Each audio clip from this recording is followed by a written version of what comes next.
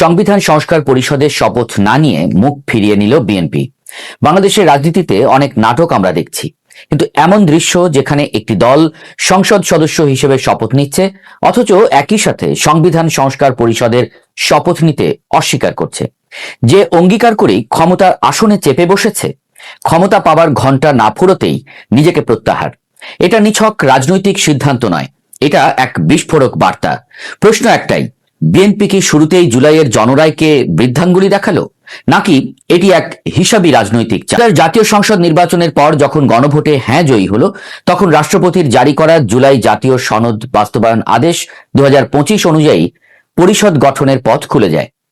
আদেশ স্পষ্ট, নির্বাচিত সংসদ সদস্যরা একই সাথে সংবিধান সংস্কার পরিষদের সদস্য হিসেবেও কাজ করবেন। কোরাম 60 জন। কিন্তু শপথের দিন সকালে নাটকীয় দৃশ্য। সাদা আর নীল দুটি আলাদা ফর্ম হাতে দাঁড়িয়ে বিএনপির স্থায়ী কমিটির সদস্য সালাউদ্দিন আহমদ ঘোষণা করলেন যে তারা সংসদ সদস্য হিসেবে শপথ নেবেন, কিন্তু সংবিধান সংস্কার পরিষদের সদস্য হিসেবে শপথ নেবেন না। তাদের যুক্তি কি? সংবিধানে এই পরিষদের শপথের বিধান নেই। তৃতীয় তফসিলে সংশোধন ছাড়া শপথ সাংবিধানিক হবে না। এই ব্যাখ্যা আইনি? হ্যাঁ, অনেকটা তাই, কিন্তু রাজনৈতিকভাবে বিস্ফোরক।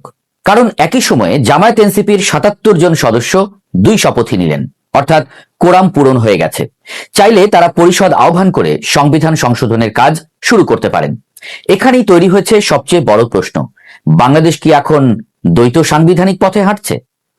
সুপ্রিম কোর্টের আইনজীবী মঞ্জিল মোর্শেদ সরাসরি বলেছেন যে আদেশ অনুযায়ী 60 জন থাকলেই পরিষদ কাজ করতে পারে, তাহলে 77 জন চাইলে নিজেদের মতো সংবিধান বানাতে পারেন। অন্যদিকে সংবিধান বিশেষজ্ঞ স্বাধীন মালিক বলছেন, যদি গণভোটের ফলাফলেই জুলাই আদেশ কার্যকর হয়ে যায় তাহলে আলাদা পরিষদের প্রয়োজন কি? এইদিকে গণভোটকে বাতিল করার জন্য হাইকোর্টে রিট করা হয়েছে, অর্থাৎ প্রয়োজনীয়তা আছে, অর্থাৎ আইন নিজেই নিজের সঙ্গে সংঘাতে। রাজনৈতিক প্রতিক্রিয়া তা ছিল আরো তীব্র। এনসিপির মুখপাত্র আসিফ মাহমুদ সজীব ভুঁইয়া ফেসবুকে লিখলেন, গণভোটের জনরায়কে প্রথম দিনেই বৃদ্ধাঙ্গুলি। জামায়াত নেতা হামিদুর রহমান আজাদ প্রশ্ন তুললেন, দুটি শপথ না নিলে সংসদে গিয়ে লাভ কি? অর্থাৎ বিএনপির এই সিদ্ধান্ত শুধু আইনি বিতর্ক নয়, জোট রাজনীতির ভেতরেও ফাটল ধরিয়েছে। এখন বড় প্রশ্ন, বিএনপি কি ভয় পেয়েছে? হ্যাঁ, পাবারই কথা। তাদের ভয় সংবিধান সংস্কারের মাধ্যমে ক্ষমতার কাঠামো বদলে যেতে পারে। ভয় সংখ্যাগরিষ্ঠ না থাকলে পরিষদের সিদ্ধান্তে তারা নিয়ন্ত্রণ হারাতে পারে। ভয় জুলাই সনদের ব্যাখ্যা অন্যরা নিজেদের মতো করে ব্যবহার করতে পারে। তবে বিএনপির অবস্থানও একেবারে অযৌক্তিক নয়। তারা বলছে, সংবিধানেই যদি পরিষদের বিধান না থাকে তাহলে শপথ কিভাবে? আগে সংসদে আইন আনুন, সংশোধন করুন, তারপর পরিষদ। এটি মূলত একটি সাংবিধানিক প্রক্রিয়ার প্রশ্ন।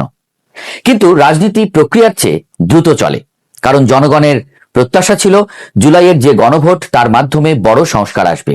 অনেকেই ভেবেছিলেন ক্ষমতায় এসে বিএনপি দ্রুত সংস্কার প্রক্রিয়া শুরু করবে, কিন্তু প্রথম দিনেই না।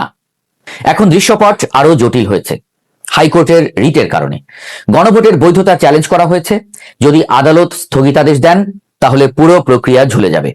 এদিকে সাংবিধানিক বাস্তবতা বলছে, রাষ্ট্রপতির অধ্যাদেশ সংসদে 30 দিনের মধ্যে অনুমোদন না হলে তা বাতিল হয়ে যায়। তাহলে কি বিএনপি সংসদে জুলাই আদেশ তুলবে, নাকি সংসদীয় পথে নিজস্ব সংস্কার বিল আনবে? মঞ্জিল মোর্শেদের ভাষায়, সংসদে বিল এনে সংবিধান সংশোধন করাই সাংবিধানিক পথ, অন্যথা অস্থিতিশীলতা তৈরি হতে পারে। এখানেই মূল নাটক।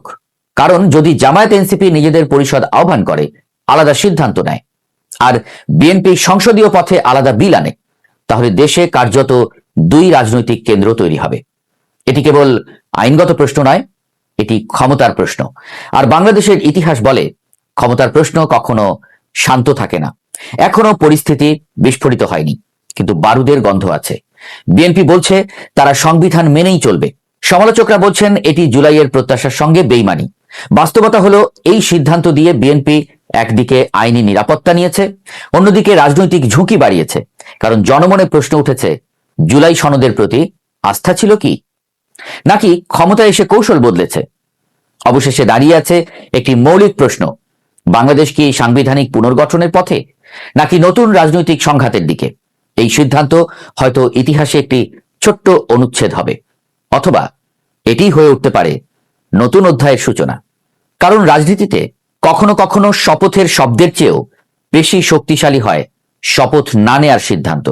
আর এই সিদ্ধান্তই এখন বাংলাদেশের রাজনীতিকে ঠেলে দিয়েছে এক অনিশ্চিত, উত্তেজনাপূর্ণ, অজানা ভবিষ্যতের দিকে।